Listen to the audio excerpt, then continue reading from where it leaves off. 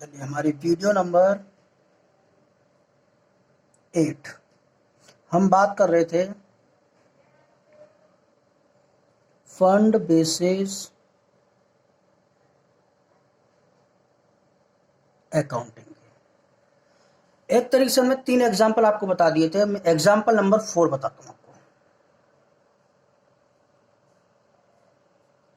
जैसे मैंने क्वेश्चन लिखा हुआ है, इस क्वेश्चन को आप देखिए।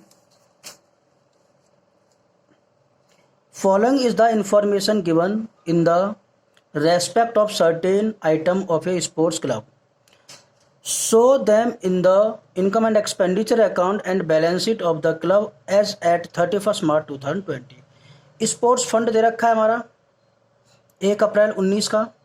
स्पोर्ट्स फंड इन्वेस्टमेंट है, interest on sports fund investment है, डोनेशन फॉर स्पोर्ट्स फंड, यानी स्पोर्ट्स फंड के लिए बाद में डोनेशन और मिल गया। मैंने बताया था कि कोई भी हमें फंड देता है तो हम कहीं पर उसे इन्वेस्ट कर देते हैं, जिस पर्पज़ के लिए दिया गया है वो उस पर्पज़ के लिए पूरा फंड नहीं है वो, तो हम वेट कर लेते हैं, चलो और कोई फंड देगा। तो इसी तरीके से और हमें बाद में फंड मिल गया है तो उस पर हमने प्राइस भी अवॉर्ड किया है और एक्सपेंस हुआ स्पोर्ट्स इवेंट पर।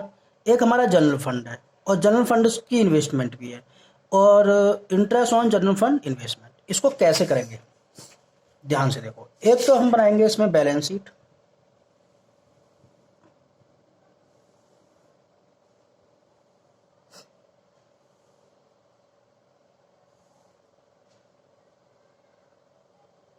ये हमारी बैलेंस शीट है एज एट 31 मार्च 2020 की। ये हमारी लायबिलिटी साइड है, अमाउंट है असेट्स और अमाउंट। और दूसरा हम बना रहे हैं इनकम एंड एक्सपेंडिचर अकाउंट।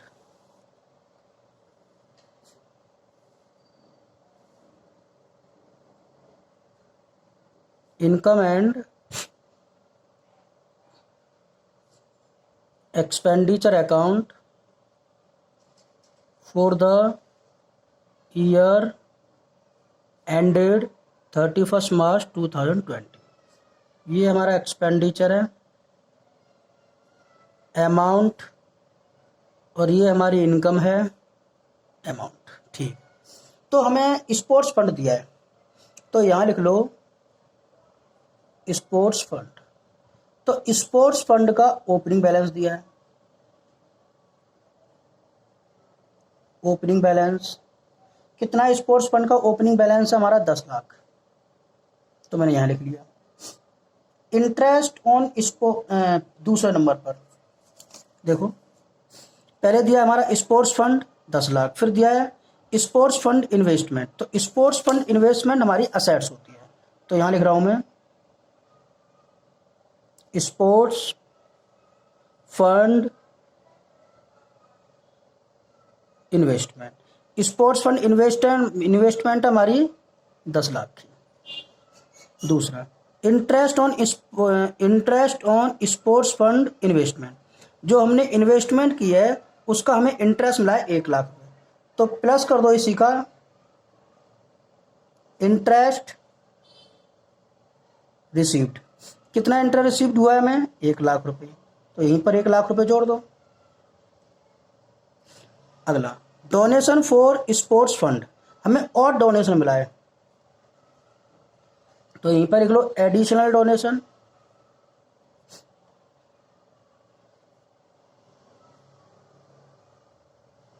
हमें कितना एडिशनल डोनेशन मिला है? 4 लाख।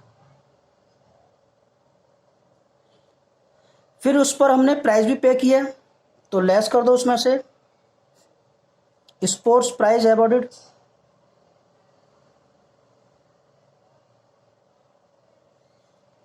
स्पोर्ट्स प्राइज अवॉर्डेड हमारा 3 लाख है। उसके बाद एक्सपेंस ऑन स्पोर्ट्स इवेंट, तो हमने कोई स्पोर्ट्स इवेंट किया उसका खर्चा आया है 1 लाख। एक जनरल फंड दिया है हमारा, ये भी लायबिलिटीज होती है, इसको अलग से यहां पर दिखाओ। कितना है हमारा जनरल फंड? 20 लाख रुपए। डायरेक्ट आप यहाँ पर शो कर सकते हैं क्योंकि इस पर जो इंटरेस्ट मिल रहा होगा इसमें नहीं जाएगा, इनकम साइड में जाएगा। जनरल फंड इन्वेस्टमेंट हमारी असेट्स है,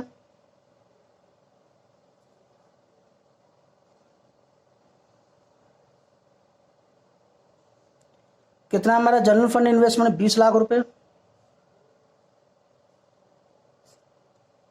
interest on general fund investment, general fund हमने जो बनाया था उसका इंटरेस्ट मिल रहा है वो हमारी इनकम साइड में आएगा, इसमें ऐड नहीं होगा, ये बात ध्यान रखनी है। स्पेशल फंड का इंटरेस्ट उसी फंड में ऐड होता है, वह जनरल फंड का interest income and expenditure account में आता है। गलती कर देते हैं बच्चे, ध्यान रखना इसका।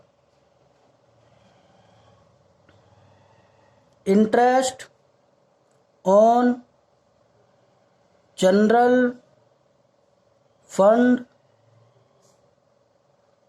इन्वेस्टमेंट, ये हमारा 2 लाख रुपए है, बस हो गया और कुछ भी नहीं है इसमें। आप इसकी अमाउंट देख लीजिए कितना आएगा, 10, 11, 15, 15 में से 4 हटा दो, 11 लाख रुपये। 11 लाख रुपये लाइफ में आएगा, एक जनरल फंड आएगा, ये ट्रीटमेंट होगी इसकी। इंपोर्टेंट क्वेश्चन है आपके लिए।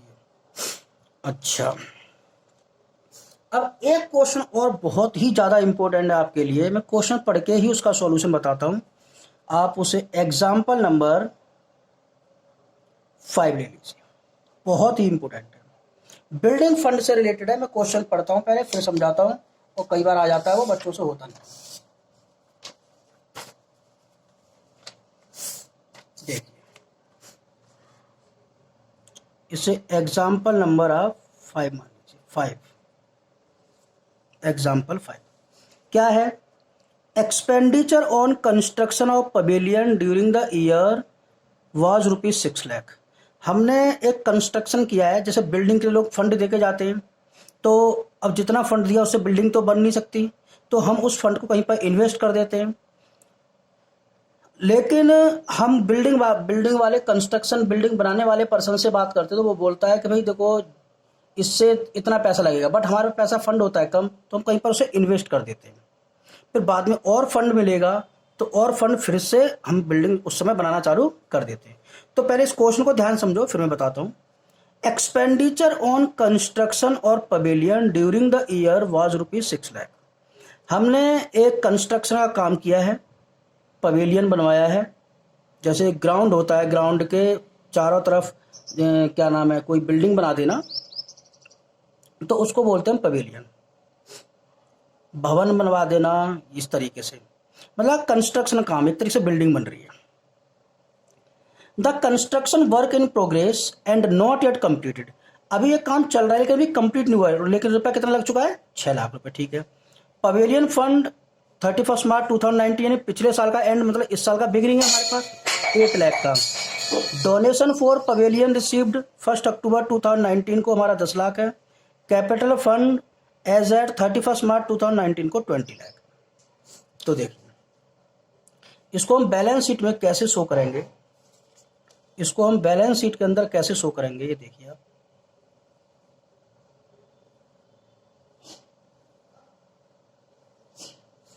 तो सबसे पहले लो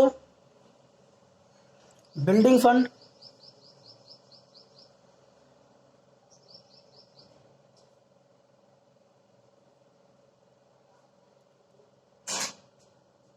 ओपनिंग बैलेंस कितना है, बिल्डिंग फंड का ओपनिंग बैलेंस बताओ।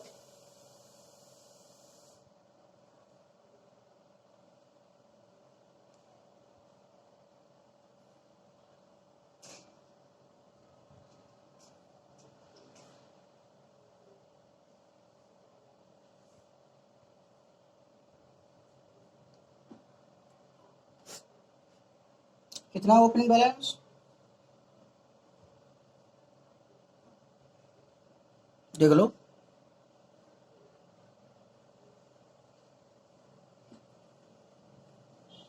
ओपनिंग, बिल्डिंग फंड का opening balance,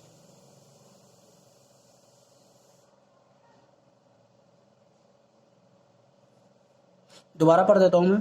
expenditure on construction of pavilion during the, समय दे रहा हूं उस क्वेश्चन के लिए, बहुत ही ज्यादा इंपॉर्टेंट है।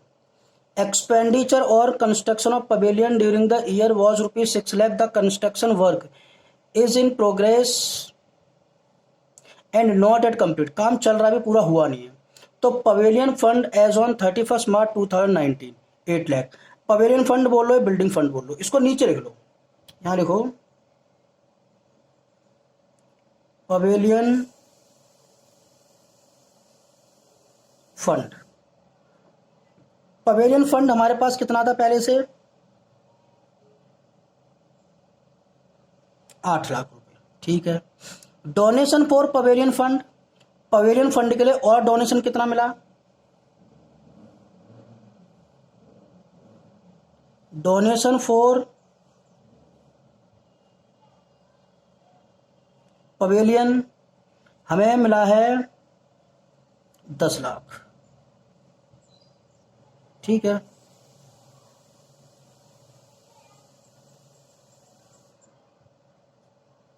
उसके बाद डोनेशन 1 अक्टूबर को, तो वही मैंने जोड़ दिया। कैपिटल फंड हमारे पास 31 मार्च 2019 को 20 लाख। तो आप इसको लिखो, कौन सा फंड है, कैपिटल फंड, तो इसे लिख दो आप capital fund.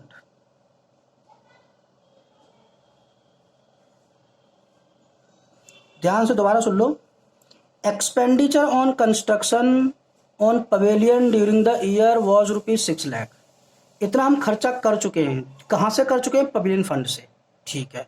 The construction work in progress as and not yet complete, लेकिन जहां पर हमने खर्चा किया है, जो हम बिल्डिंग बना रहे हैं, जो हम पवेलियन बना रहे हैं, उस पर वो भी कंप्लीट नहीं हुआ है, लेकिन 6 लाख रुपए खर्च कर दिया हमने, चल रहा है काम। मतलब pavilion fund as on 31 March 2019 8 lakh. तो हमारे पास पवेलियन फंड का ओपनिंग बैलेंस कितना था, हमारे पास 8 लाख था। डोनेशन फॉर पवेलियन रिसीव्ड, और हमें डोनेशन कितना मिला पवेलियन के लिए, 10 लाख। तो टोटल हमारे पास हो गया 18 लाख। और कैपिटल फंड हमारे पास बैलेंस था 20 लाख। हम कैपिटल फंड को जनरल फंड भी बोलते हैं, कॉर्पस फंड भी बोलते हैं, कॉर्पस फंड। तो कैपिटल फंड हमारे पास, यहीं पर लिख देता हूं मैं, ओपनिंग बैलेंस है हमारे पास, ओपनिंग बैलेंस है इसका 20 लाख रुपए। अब आपको बड़ा एक चीज ध्यान से समझनी है, क्वेश्चन में है कि हमने कितना खर्चा किया है, 6 लाख रुपए। तो जो खर्चा किया है आप यहां से निकाल देंगे और इसे कर देंगे TF, transferred to capital fund. ये पैसा आप यहां से माइनस कर देंगे तो हमारा पवेलियन फंड बच जाएगा 12 लाख, जो कि आपका यहां पर आएगा। ये बहुत ज्यादा इंपॉर्टेंट चीज है। और यही पैसा यहां पर हम कैपिटल फंड में जोड़ देंगे, प्लस आप यहां पर लिख दो ट्रांसफर फ्रॉम पवेलियन फंड। कितना रुपए, 6 लाख रुपए, हम वो इसमें जोड़ देंगे तो इसकी वैल्यू यहां पर आ जाएगी 26 लाख। और कितने का हमारा पवेलियन बन चुका है, कितना खर्चा किया था मैंने, तो यहां पर लिख दो पवेलियन इन प्रोग्रेस, अभी चल रहा है। कितने रुपए से, जो ये हमने पैसा यहां पर ट्रांसफर किया वही वैल्यू यहां पर आ जाएगी, ठीक है। ये हमारी लायबिलिटी साइड थी, अमाउंट असेट्स।